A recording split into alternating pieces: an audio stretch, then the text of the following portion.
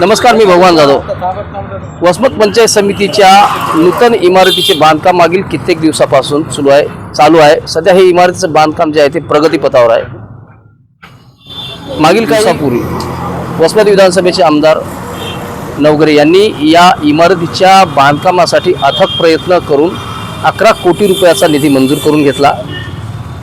जुनी इमारत जीर्ण झाल्यामुळे नवीन इमारतीसाठी हा निधी मंजूर करून घेतला. यासाठी अति मेहनत घेतली, परंतु प्रत्यक्षात हा निधी इमारत बांधकामाच्या खर्चासाठी येतोय काय, एकंदरीत हीच इमारत 100 वर्ष टिकणार आहे का, जाणून घेणार आहोत आपण या व्हिडिओच्या माध्यमातून. आपण बघू शकता वसमतच्या पंचायत समितीचं जे आहे ते हे काम आहे, प्रगतीपथावर काम चालू आहे. तुम्हाला आम्ही दाखवणार आहोत की या इमारतीचं जे आहे ते बांधकाम वादाच्या भोवऱ्यात सापडलेलं आहे. पत्रकार, सामाजिक कार्यकर्ते यांनी या बांधकामाच्या संदर्भात अनेक तक्रारी केल्या, परंतु या तक्रारीची खरंच या ठिकाणी दखल घेतली जात आहे का, बघू शकतो आपण. या ठिकाणी हे जे काम आहे कशा पद्धतीचं निकृष्ट दर्जाचं काम होत आहे आपण बघू शकता. हे जे बांधकाम आहे अत्यंत हे जे आहे ते निकृष्ट दर्जाचं बांधकाम या ठिकाणी करण्यात येत आहे. आपण बघू शकता हे कशा पद्धतीने या ठिकाणी हे फोडण्यात आलेलं आहे. गेट बसवण्यासाठी या शासनाचं या ठिकाणी लक्ष नाही. खऱ्या अर्थानं पाहिलं तर हे जे बांधकाम आहे या ठिकाणी हे जे आहे ते वाल फोडून या ठिकाणी हे जे आहे ते चॅनल जे गेट बसवलेलं आहे हा जो आहे ते प्रकार केलेला आहे.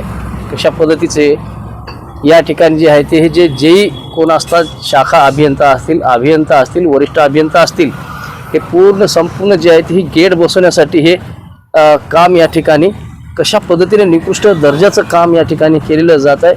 हा जो आहे तो निधी उभा राहिलेला आहे, परंतु खरंच या निधीचा वापर कशा पद्धतीने याची विल्हेवाट लावली जात. सुसज्ज या ठिकाणी झालेली आहे, इमारतीचं बांधकाम सुसज्ज झालेलं आहे, परंतु प्रत्यक्षात जो सभोवतालचा परिसर आहे या परिसरातील जे काही जे मटेरियल आहे, हे जे वाहनतळ उभं होतं या वाहनतळाला कशा पद्धतीने या ठिकाणी हे माती मिश्रित रेतीचा वापर या ठिकाणी केला जात आहे. आपण बघू शकतो हे कॉन्ट्रॅक्टदाराचं जे आहे ते काम आहे. कशा पद्धतीने या ठिकाणी या माती मिश्रित रेतीचा वापर या ठिकाणी केला जाते.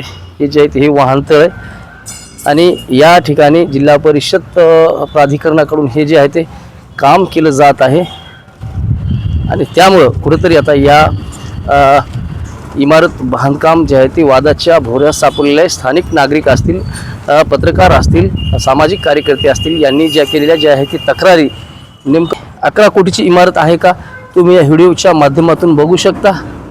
पुन्हा एकदा हा प्रश्न आता वसमतकरांना पडला आहे. कशा पद्धतीने हे जे संपूर्ण हे जे प्रवेशद्वार आहे, हे प्रवेशद्वार आहे, या प्रवेशद्वारावर कशा पद्धतीने हे जे आहे ते फोडण्यात आलेले आहे आणि हे जे या ठिकाणी हे जे आहे ते हे चॅनल गेट या ठिकाणी मुळात प्रथमतः जर हा चॅनल गेट या ठिकाणी जर बसवला असता तर हे फोडण्याची आवश्यकता भासली नसती.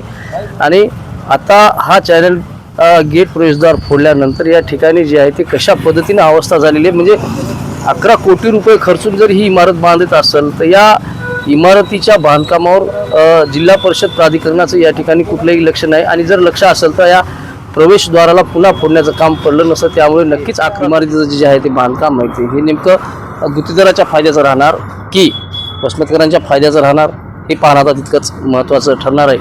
पाहत राहा असंच नवनवीन व्हिडिओ पाहण्यासाठी आमच्या चॅनल लाईक करा, सबस्क्राईब करा, फॉलो करायला विसरू नका.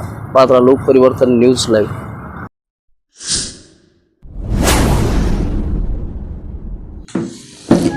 लोकपरिवर्तन न्यूज लाईव्ह, लोकशाहीचा बुलंद आवाज.